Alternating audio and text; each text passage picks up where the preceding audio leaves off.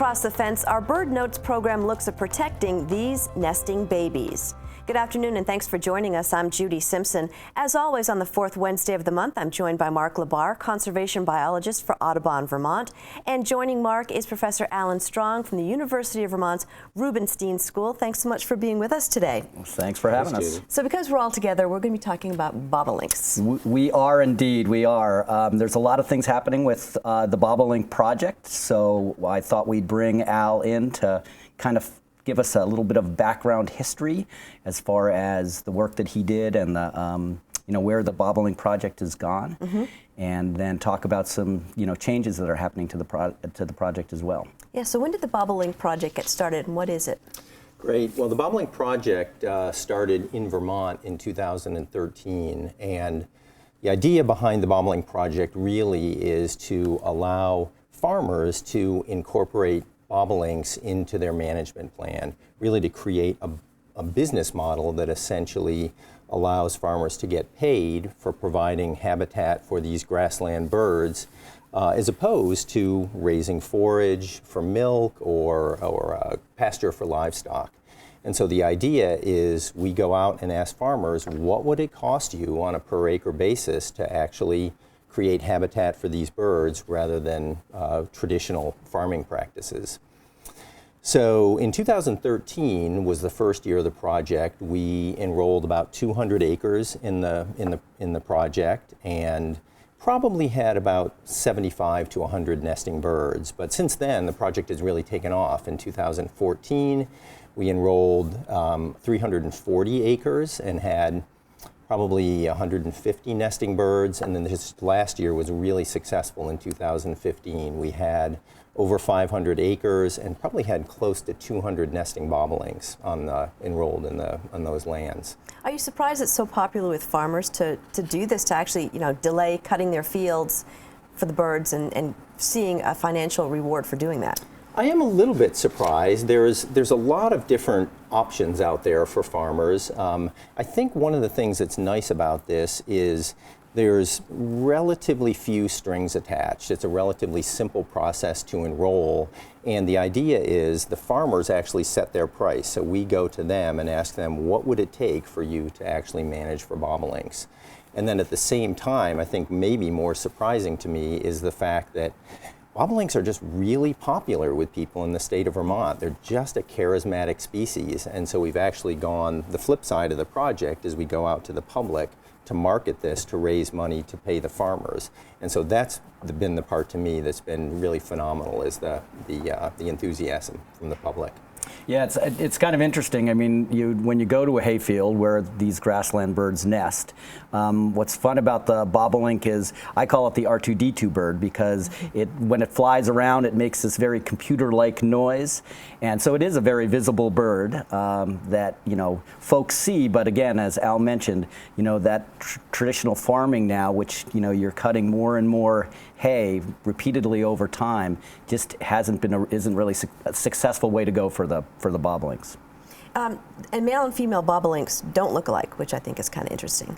It really is. They have, in essence, almost different strategies or different life histories. So the females are really built for camouflage. They essentially look like a big sparrow. So the females are the ones that will build the nest, lay the eggs, obviously, and incubate those eggs. And she's really, built to look like dead grass, essentially. The males are designed to attract females. They're showy, very conspicuous, and are very obvious as they're flying around the fields. So the males do help with raising the young, but they don't help until the eggs are hatched, at which point they'll bring food into the nest and help feed the babies. I think we have a picture too of the female bobolink, just so people can see the difference. Right. Yeah. And they have a kind of a unique breeding approach to breeding. Exactly. So they're actually polygynous. So one male will actually have a territory that may encompass several females. And so one male potentially can be the sire for multiple nests. It seems that over the course of the nesting season, each successive female that comes in and nests on that territory gets less and less parental care from the male. So oftentimes at the end of the season, it really is the female that's doing most of the work. But the male will pitch in and help feed. Absolutely, right. And they focus primarily on caterpillars, and grasshoppers are really their primary food source, which are fairly abundant in these agricultural fields. Mm-hmm. Yeah, you can see this one bird has that big old, I don't even, some kind of caterpillar in its Yep. in its bill. Mm-hmm. And you know, we saw that picture of the nest. The nest is right on the ground, Right. In the middle, and tends to be more towards the center of hayfields. Exactly, right. Yeah. So the bigger the field, the better, because the birds tend to avoid those edges. Mm-hmm. So the more area that you've got enrolled in a single field, the more bobolinks are going to be using that habitat. Now, I would imagine, though, that this project has also helped other bird species as well. Exactly, it really has. And so savanna sparrows are one species that actually is a little bit less habitat sensitive than the bobolinks are. So we find pretty much in every site we've got nesting savanna sparrows. But two species that really have shown similar declines to the bobolink in the Champlain Valley are the eastern meadowlark and the northern harrier. So this past year we actually had 7 pairs of eastern meadowlarks on these fields, which was really fantastic. Is that what we're seeing here? This is, yep, this is a picture of the eastern meadowlark, that bright yellow breast and the V necklace. And northern harriers are a raptor that nests in grassland habitats, and so they nest on the ground and are declining throughout the state, a species of special concern in Vermont.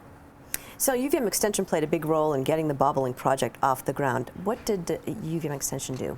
Yeah, so we, the Bobolink Project was actually a collaborative project between University of Connecticut, University of Vermont's Rubenstein School, and UVM Extension. Mm-hmm.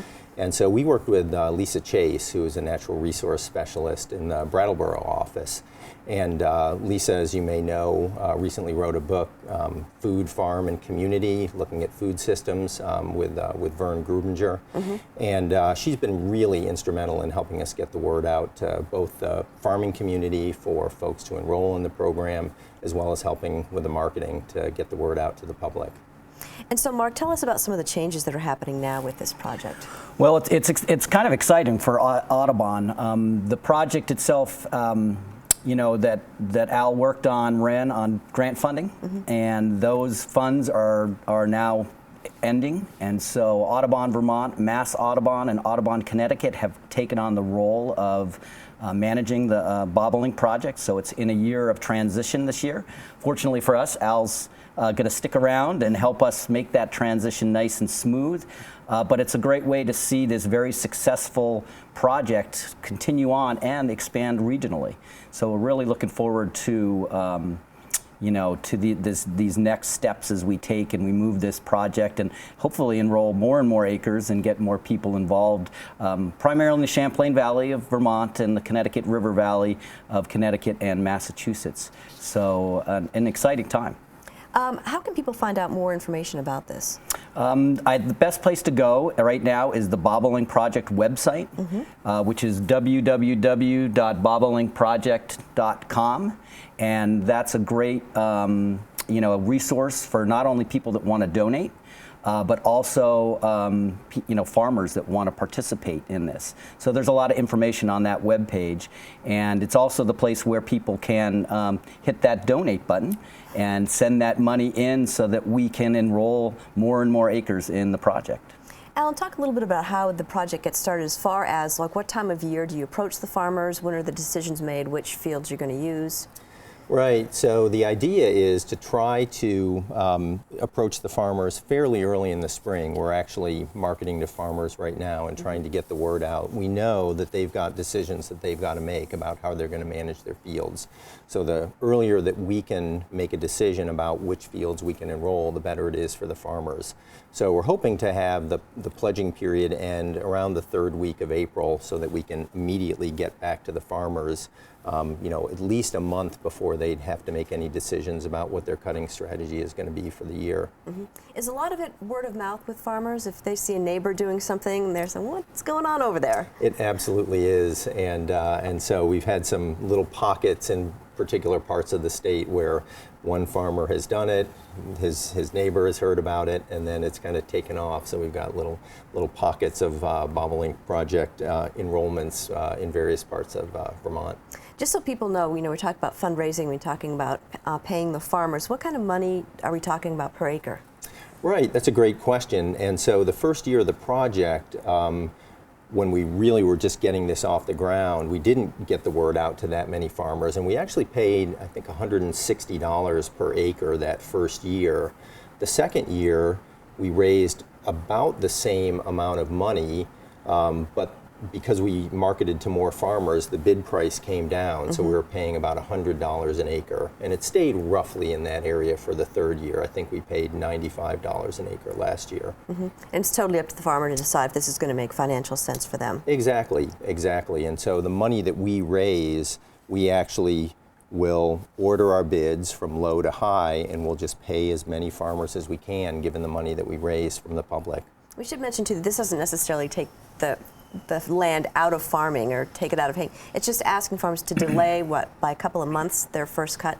Exactly, and that's really, I think, one of the most important parts of this is we're looking at this also as a way to say, are there other mechanisms to maintain farm viability in the Champlain Valley? We know these birds are really dependent upon this agricultural industry, and so if we can say, yes, you've got to wait until August 1st to cut, but you still maintain that field in an open condition. It helps the birds and hopefully helps the farmers as well. And as we move forward with the project, the University of Connecticut, which has worked with Al on this, is continuing to look at that economic component, just to see how, it's a tough situation because we need the farmers out there. We need those hay fields to be maintained as hay.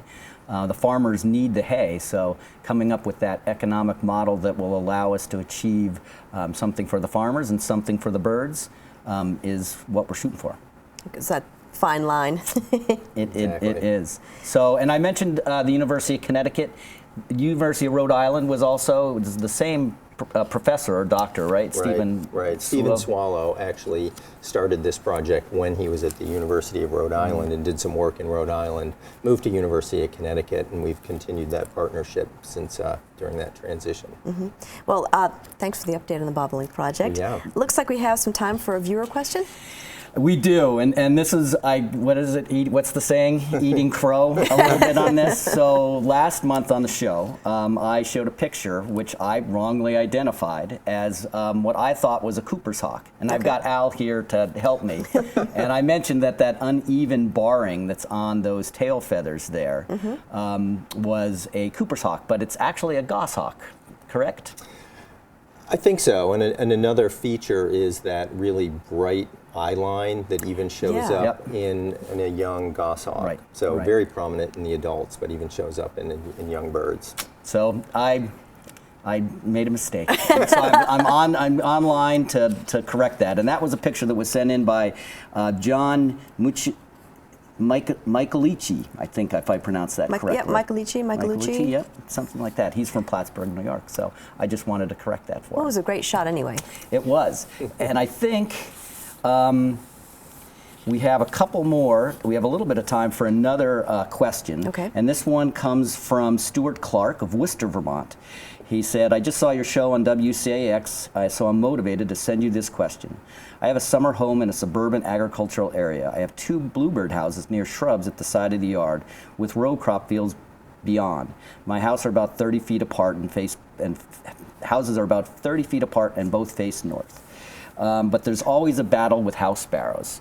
And we know, Judy, that you have bluebirds, and house sparrows are they're a really tough thing to get around, especially when you're in an agricultural setting.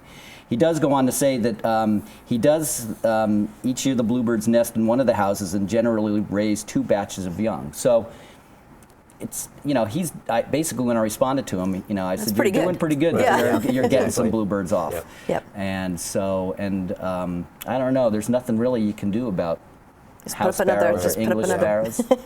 Box. So once again, if people are interested in the Bobolink Project, let's put the website up again so they can get that information. Yep. It's www.uv support.bobolinkproject.com, or they can call me at the Audubon and I can answer questions for them, and that's the address right there, or the phone number, 434-3068. Well, terrific. Well, thank you both for joining us today. Great. Thank you, Judy. That's our program for today. We'll see you again next time on Across the Fence.